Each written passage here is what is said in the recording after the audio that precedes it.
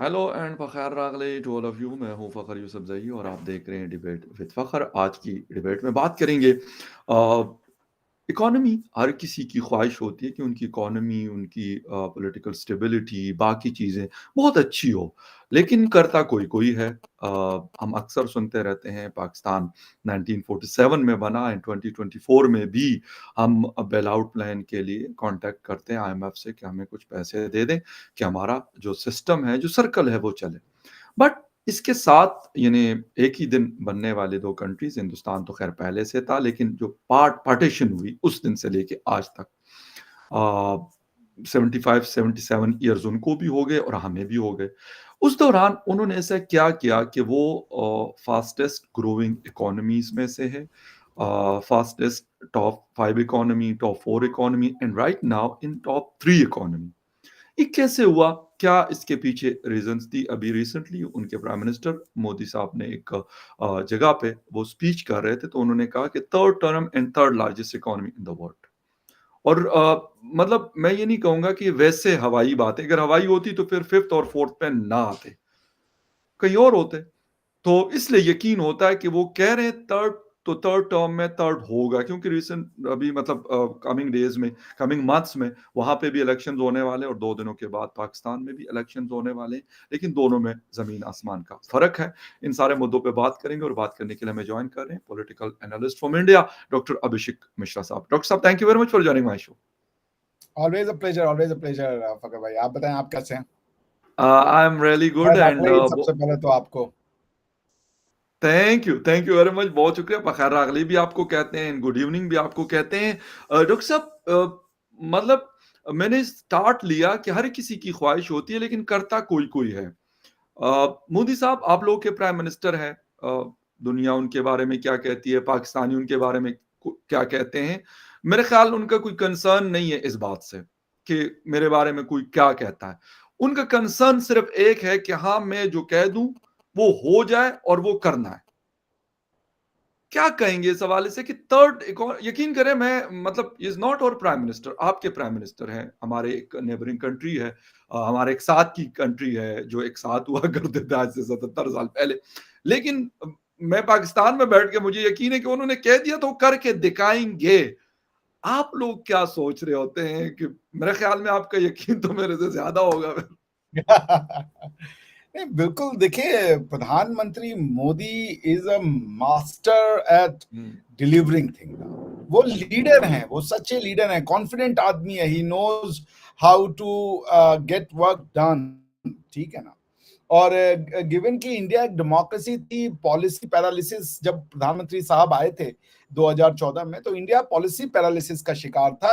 किस डायरेक्शन में जाना है ये कुछ पता नहीं था लोगों को। बहुत बड़े मतलब समझ लीजिए प्रोजेक्ट्स में प्रॉब्लम होते थे। प्रोजेक्ट शुरू होता था तो ओवर कॉस्ट हो जाती थी, कॉस्ट ओवररन हो जाता था, बहुत कुछ फिनोमिना थे। मोदी जी ने आके भारत का रुख चेंज कर दिया। This is acceptable. ये तो हम दिखता है हमें। फकर भाई, आई कैन सी दैट। मैं बनारस से आता हूँ, वाराणसी से। और वाराणसी में जो प्रधानमंत्री मोदी, चूंकि वहीं के सांसद है, उनकी कॉन्स्टिट्यूएंसी वहीं है, तो वो जो है उन्होंने बनारस का जो कायाकल्प किया है वो तो मैं सोच नहीं सकता था अपने जन्म में कि ऐसा बनारस मैं देखूंगा। तो मैं दूसरों की बात क्या कहूं, मैं तो आंखों देखी कह रहा हूं। ठीक है ना?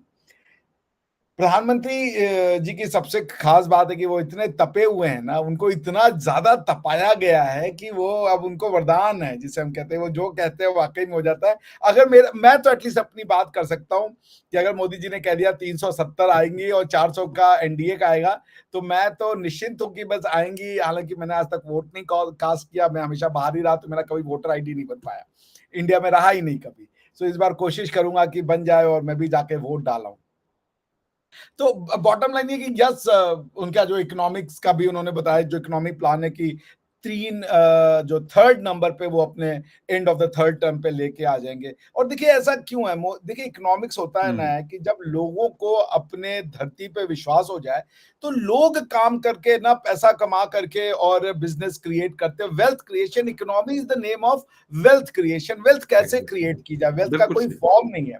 प्रधानमंत्री मोदी जी ने कल एक बहुत बड़ी बात कही थी, जब मैं उनका अभिभाषण सुन रहा था, राष्ट्रपति जी के बजट अभिभाषण के बाद में।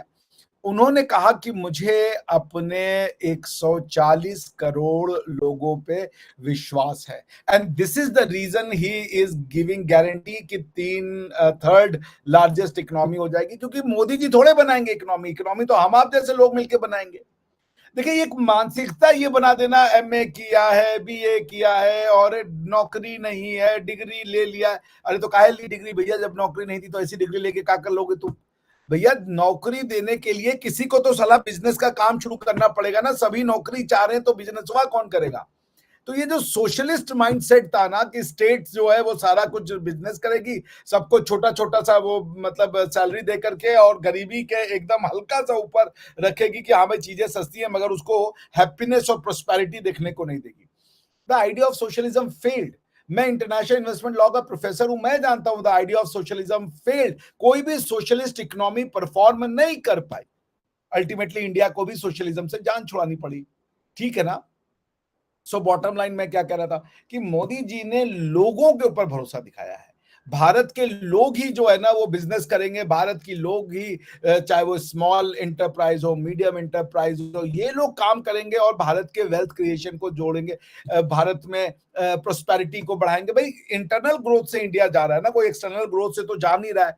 तो पॉइंट ये है कि अगर आपका जो स्मॉल एंड मीडियम एंटरप्राइज है वो अगर काम कर रहा है, वो अगर डिमांड और सप्लाई पैदा कर रहा है, तो वो एम्प्लॉयमेंट क्रिएट करता है। आपको पता होगा कि इंडिया में सबसे ज्यादा जो एम्प्लॉयमेंट जनरेट करते हैं वो यही स्मॉल और मीडियम एंटरप्राइज है, जो कि एम्प्लॉयमेंट। आपने एक गोलगप्पे की रेडी लगाई है, वहां 2 लोग काम कर रहे हैं। आपने एक किराने की दुकान खरीद ली है, खोल लिया, वहां पे 3-4 लोग काम कर रहे हैं। आपने कोई छोटी सी इंडस्ट्री लगा दी है कुछ कुछ बनाने की, उसमें 10-15 लोग काम कर रहे हैं। ये एम्प्लॉयमेंट जनरेट करता है किसी भी सोसाइटी में, स्मॉल एंड मीडियल में जो मीडियम एंटरप्राइजेस हैं। तो मोदी जी सेइंग कि we I will let people work, ease of doing business. आपको फैसिलिटी क्या चाहिए आप ये बताइए, मोदी जी कह रहे हैं प्रोवाइड करेंगे। आपको लोन चाहिए हम मुद्रा लोन देंगे, आपको ईज ऑफ डूइंग बिजनेस चाहिए हम देंगे, आपको पावर चाहिए हम देंगे। So the man has vision, and the thing is that he doesn't says कि मैं करके दूंगा, वो कह रहे हैं आप करो और मैं आपको फैसिलिटेट करूंगा। पहले क्या होता था कि हम सब कर देंगे, हम गवर्नमेंट जो है वो भैया रेलवे भी चला रही है, गवर्नमेंट जो है वो हवाई जहाज भी चला रही है, स्टील भी चला रहा है, सब कुछ गवर्नमेंट के बिजनेस करने से पहले गवर्नमेंट के पास आप जाइए। मोदी जी कह रहे हैं आपको आने की जरूरत नहीं है, हम आपके पास आएंगे, हमें आपसे आपके ऊपर भरोसा है। This is what the basis is. प्रधानमंत्री मोदी ने पिछले 10 साल में इंडिया के सोचने का तरीका बदल दिया। The man has simply change the mindset of Indian people. बिल्कुल सही। अच्छा डॉक्टर साहब, मतलब हम बहुत सारे लोगों को देखते हैं दुनिया में, अगर अभी रीसेंट पास्ट की हम बात करें तो 4-5 लोग ऐसे हैं कि वो करके दिखा रहे हैं। मिडल ईस्ट में शेख ज़ायद साहब हैं, मोहम्मद बिन सलमान साहब हैं, यहाँ पर मोदी साहब को देख रहे हैं, बांग्लादेश में शेख हसीना मैडम है। मतलब इन लोगों का गो कि बांग्लादेश का कोई कंपैरिजन इंडिया के साथ नहीं है। सऊदी अरेबिया मिडल ईस्ट में है, बड़ी कंट्रीज है, देखा जाए तो एक ऑयल इकोनॉमी है जिसको शिफ्ट कर रहे हैं। लेकिन एक चीज हम ये देख रहे होते हैं कि अभी मतलब जिस तरह की दुनिया बहुत चेंज हुई कोविड के बाद और लोगों ने कहा ये हो जाएगा, खत्म हो जाएगा, उस वक्त भी जो ग्रोथ रेट था इंडिया का वो 6.5 से नीचे नहीं गया। और उसके बाद एक मार्केट के ऊपर एक कॉन्फिडेंस और बढ़ गया लोगों का कि नहीं यार ये बंदा मतलब कर सकता है। वो खुद आके, मैं ये नहीं कहता कि उनके पास कोई जादू की चढ़ी है और वो घुमाएंगे और सारा कुछ सही हो जाएगा या सारा कुछ खराब हो जाएगा, लेकिन फिर भी ऐसी क्या चीज वो करते हैं जिसकी वजह से लोग उनका यकीन करते हैं। मतलब बहुत कम होता है एशिया के अंदर कि किसी लीडर के ऊपर इतना ट्रस्ट होता है और ब्लाइंड ट्रस्ट होता है लोगों का। देखिए अगर आप देखिए कि व्हाट आर द फैक्टर्स जो कि इस ग्रोथ को ड्राइव कर रहे हैं, या तो आप उसमें विश्वास कीजिए ये जो सर्विस इंडस्ट्री है या वो 2022 में 48.4% थी। जी 48.4% ऑफ द जीडीपी अगर आपका सर्विस सेक्टर, यानी जो सॉफ्टवेयर बना रहे हैं बच्चे, ये छोटे छोटे जो फर्म्स में वो जो सर्विसेज दे रहे हैं, this is a huge thing. आप समझ रहे हैं? उसके बाद देखिए अब इंडिया ने टूरिज्म को भी प्रमोट करना शुरू या किया, जब से मोदी जी ने टूरिज्म को प्रमोट किया, इट इज ऑल्सो कंट्रीब्यूटिंग। तो द पॉइंट इज कि जब आप लोगों को इकोनॉमी से जोड़ते हो, ठीक है ना, जब आप लोगों से कहते हो कि तुम इकोनॉमी करो, ये नहीं कि तुम मैं सब करके दूंगा, तुम नौकरी करो, ये जो माइंडसेट है ना, जो जॉब वाली जो माइंडसेट है, it's a new form of slavery. मैं कहीं बड़ा अच्छा पढ़ एग्री रहा सर। था, किसी ने बड़ा अच्छा लिखा कि you are given salary to kill your dream, ठीक है ना। Absolutely right sir. तो आपको and you earn for someone else and you get fraction. Agree. आप मिठाई की दुकान पे मिठाई का वो तोल रहे होते हो, आपको एक 10,000 15,000 रुपए मिल रहे होते हैं, और मिठाई वाला उसी मिठाई की दुकान से करोड़ रुपए महीना कमा रहा होता है। कमा रहा होता है, बिल्कुल। ठीक है ना, दिस इज द, तो आई एम नॉट सेइंग कि हर कोई बिजनेस कर सकता है, मगर बहुत से लोग हैं जो डरते हैं आने में, या उनके या पास शुरू में पूंजी बिल्कुल। नहीं होती है, ठीक है ना। So prime minister Modi is doing all that thing ना, कि ये जो छोटे छोटे लोगों को पूंजी दे, उनको अपना बिजनेस करने के लिए आप उनको इनकरेज कीजिए, काम करो, कुछ नहीं है तो चाय की पटरी लगा लो, कुछ नहीं है तो आप अपना अपनी कोचिंग खोल लो, अपना अपना करने का जो है। और ये मैं देख रहा हूं पिछले 5 सालों में कि Indians have literally lapped it up. India में एक समय बिजनेस जो है वो बड़ी ही बुरी नजर से देखा जाता था, आज उल्टा हो गया, नौकरी बुरी नजर से देखते हैं लोग, नौकरियां रिजाइन कर करके जो है वो जॉब, वो बिजनेस करना चाह रहे हैं, वो रिस्क लेने का तैयार है। So India believes in India, Bharat के लोग भारत पे भरोसा करते हैं, वो जबरदस्त। फ्लाइट नहीं कर रहे, इन्वेस्टमेंट नहीं ले जा रहे हैं बाहर, वो या यही कर रहे हैं, उनको पता है कि हम अपने देश में लगाएंगे तो हमारा देश हमको रिटर्न करेगा। और गवर्नमेंट ने जो फैसिलिटेट किया है बिजनेसमैन को गाली दे के राजनीति के लिए, और आप ये कहो कि ये सारे के सारे इंडस्ट्रियलिस्ट चोर होते हैं, बेईमान होते हैं, तो कौन क्रिएट करेगा नौकरी? उनकी गलती है कि वो बिजनेस का सोच रहे हैं, is it a mistake of that particular group of people? तो किसी को भी विलिफाई नहीं करना चाहिए। तो वही जो मैं कह रहा हूँ कि जो ये मोदी जी ने किया है ना, he has instilled belief in people. जैसे अब टाटा का देख लीजिए, टाटा जी जो है ना, मोदी जी की बहुत प्रशंसा करते हैं। बंगाल के वेस्ट बंगाल के सिंगूर डिस्ट्रिक्ट में रतन टाटा ने अपना एक ड्रीम प्रोजेक्ट शुरू किया, उसका नाम था टाटा नैनो। वो नैनो एक लाख टकिया कार वो बनाना चाहते थे कि 1 लाख में कार मिल जाए जनता को। जी। उस ड्रीम प्रोजेक्ट की शुरुआत उन्होंने वेस्ट बंगाल से की थी, मगर पॉलिटिक्स में वो पूरा का पूरा जो उनका फैक्ट्री था वो चला गया, अंत में उनको फैक्ट्री वहां से छोड़ के भागनी पड़ी। और वो जब गए, तो जब उन्होंने ये डिसाइड किया कि आई एम लीविंग बंगाल, तो उसी दिन जब उन्होंने मीडिया में स्टेटमेंट दे दिया, प्रधानमंत्री मोदी ने उनको फोन किया, उन्होंने कहा कि रतन जी आपको क्या चाहिए, आप मुझे बताइए, मैं आपको 4 दिन में या 3 दिन में उन्होंने कहा दूंगा।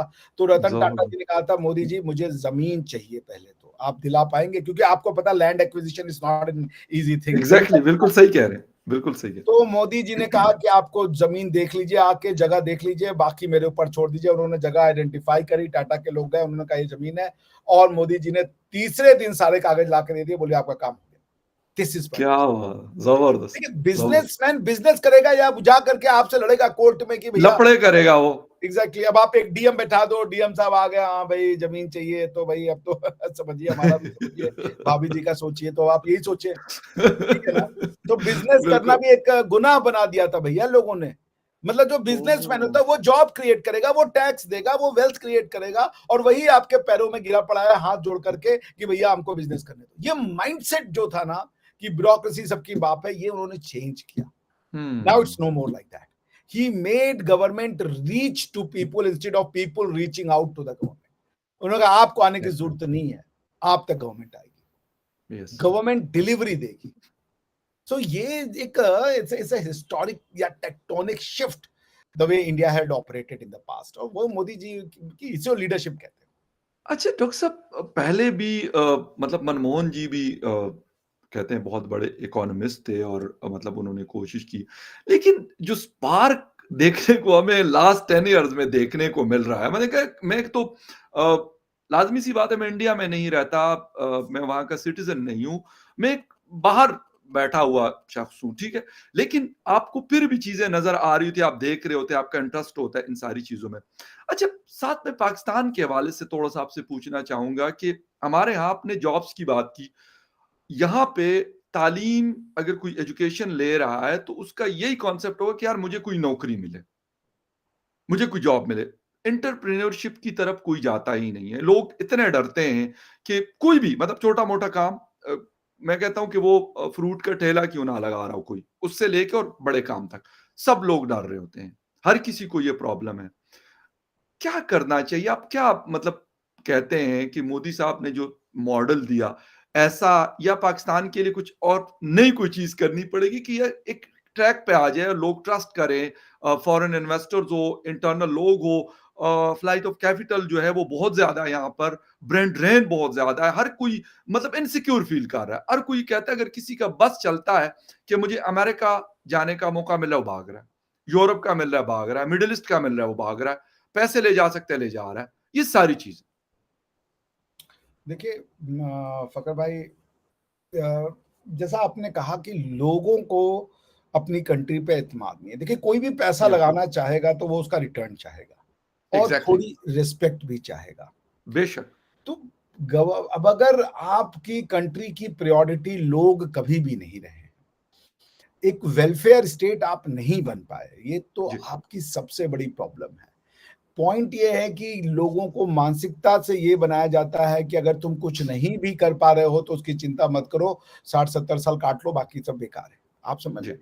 तो ये जो एक एप्टीट्यूड है, 53% अगर मैं गलत नहीं हूँ तो मुझे सही कीजिएगा, पाकिस्तान की जो लिटरेसी रेट आज की डेट में है, वो 53% है, अगर मैं या गलत नहीं हूँ, आप मुझे बताइएगा, ठीक है ना? बिल्कुल ठीक है। जो मेरे सामने अभी दिखा रहा है कि इट्स अराउंड 54% और समथिंग लाइक दैट, ठीक है 53 ना? टू 56 के दरमियान है। चलें मान लें। जी, आप बताइए 70 इयर्स हो गए, 75 इयर्स होने को है, या बेसिक लिटरेसी नहीं, क्यों नहीं? Half of the population is still illiterate. या बिल्कुल। आप क्या उनसे उम्मीद कर रहे हैं कि वो जब उनको पता ही नहीं है कि बिजनेस होता क्या है, आप समझिए इसको कि उनको भाई in order to do something you must know that something can be done.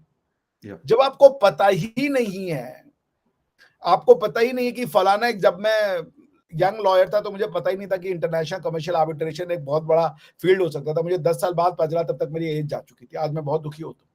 Hmm, you need to know things.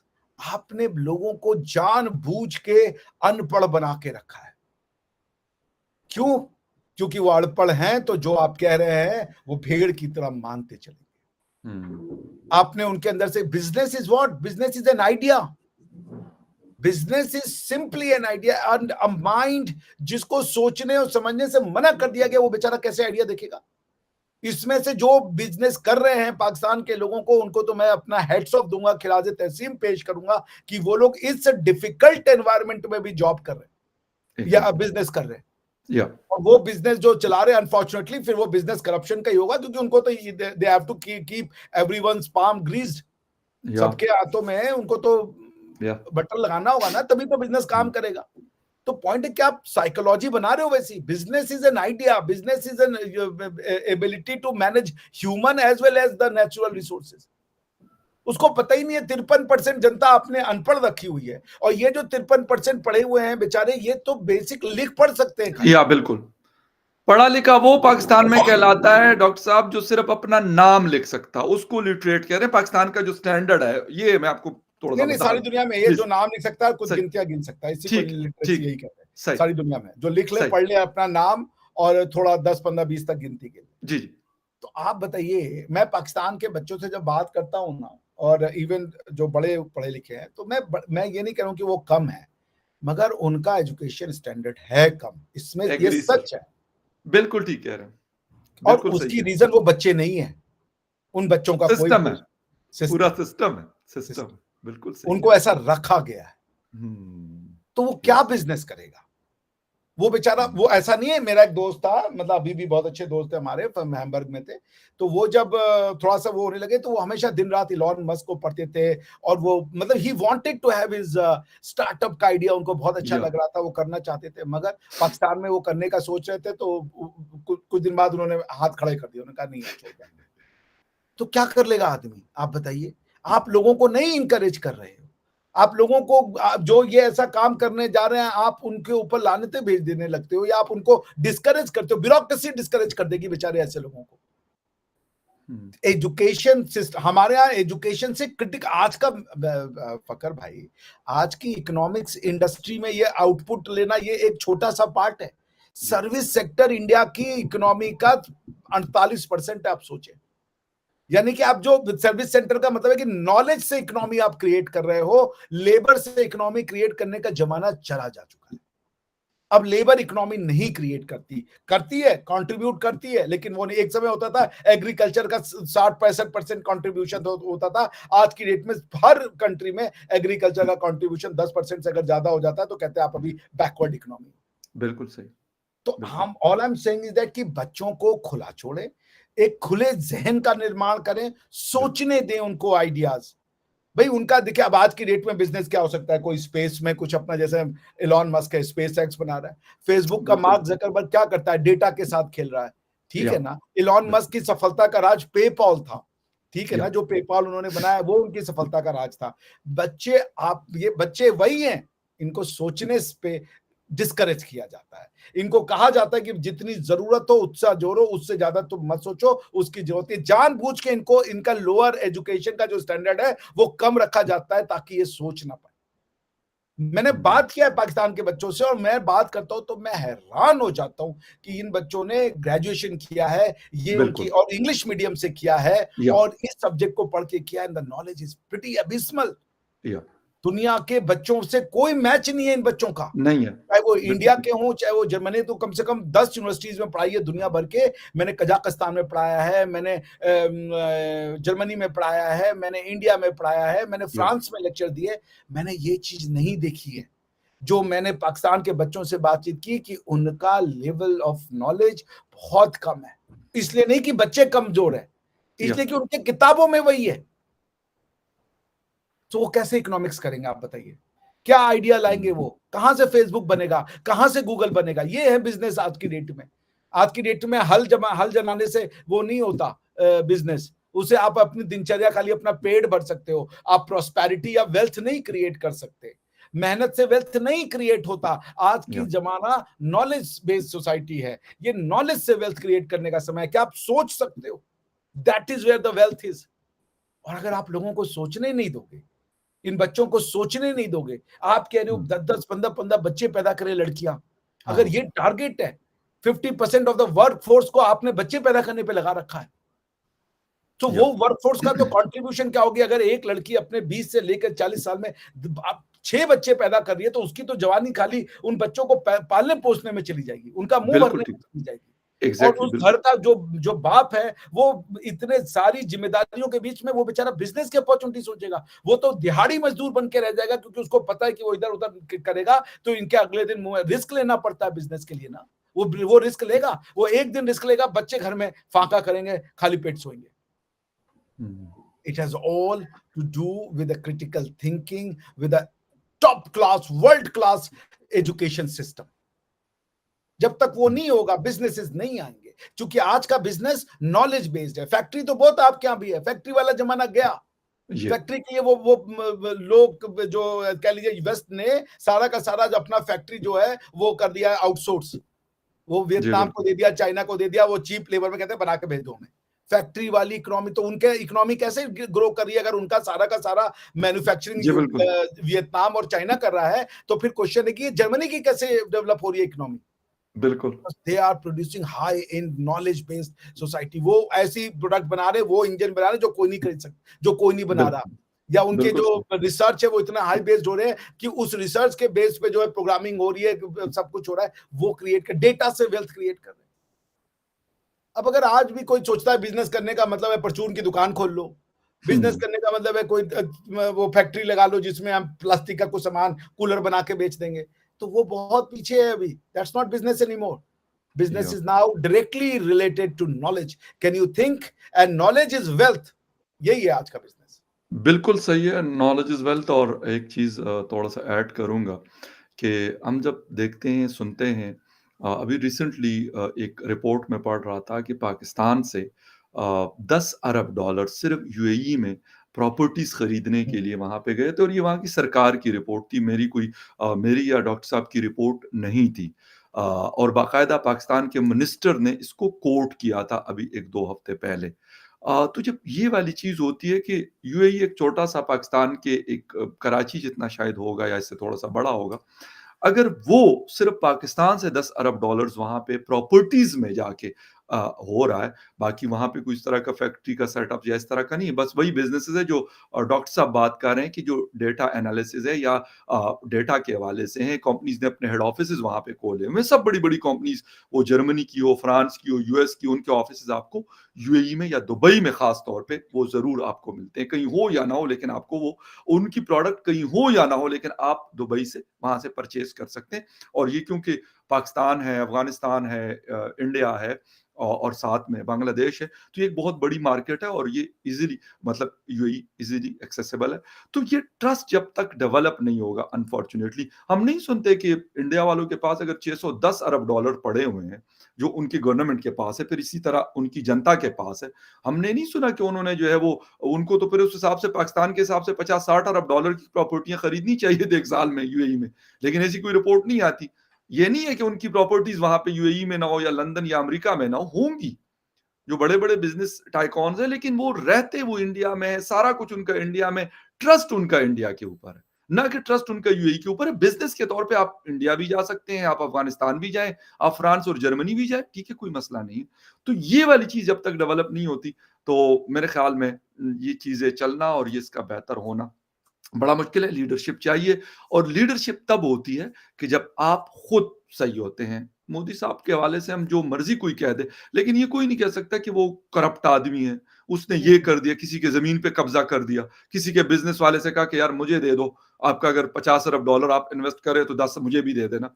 ये वाली कहानी आज तक ना हमने पाकिस्तान में सुनी और ना इंडिया, अगर इंडिया में से निकलेगी तो पाकिस्तान में भी आ जाएगी। तो ये वो कॉन्फिडेंस है जो अपने लोगों का भी उनके ऊपर है और बाहर की दुनिया का भी उनके ऊपर है और सबसे बड़ी मजबूत डेमोक्रेसी और पॉलिटिकल स्टेबिलिटी। खैर एनीवे डॉक्टर साहब थैंक यू वेरी मच, आपके टाइम का बहुत शुक्रिया कि आपने शो ज्वाइन किया। And viewers thank you very much for watching debate with Fakhar Yousafzai. किसी और डिबेट में आपसे फिर मिलेंगे, तब तक के लिए take care, bye. Thank you for भाई। थैंक यू डॉक्टर साहब, बहुत शुक्रिया, so nice of you, take care, okay, bye bye thank you. Bye.